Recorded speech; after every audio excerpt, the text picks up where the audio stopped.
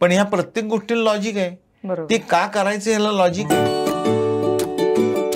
पहिलं एक उदाहरण देतो. एक साधं उदाहरण आहे. एक सरळ रेषा अशी आणि तुला आता एलाईन तर माहिती आहे. एलाईन असते ते हाही सरळ रेषा आहे. हे सेंटर आहे. करेक्ट.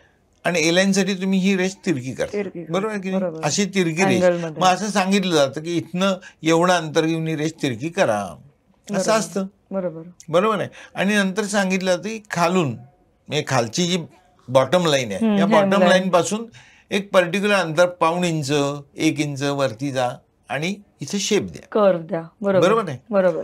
हे सगळ्यांना शिकवलं जातं. सगळ्या कॉलेजेस फॅशनमध्ये तर सांगितलं जातं. बरोबर आहे. त्याचा खूप उपयोग केला जातो.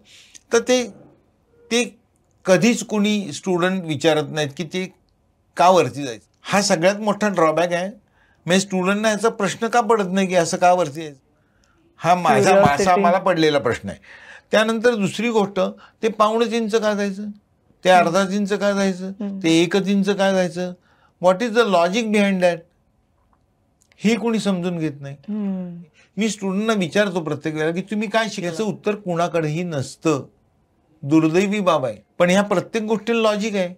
ते का करायचं ह्याला लॉजिक आहे. कुठली गोष्ट का करायची हे जर तुम्हाला माहितीच नसेल आणि तुम्ही ते माहिती करून पण घेतलं नाही तर तुम्ही त्या गोष्टीचा वेगळ्या पद्धतीने उपयोग ॲज अ डिझायनर करणार कसा.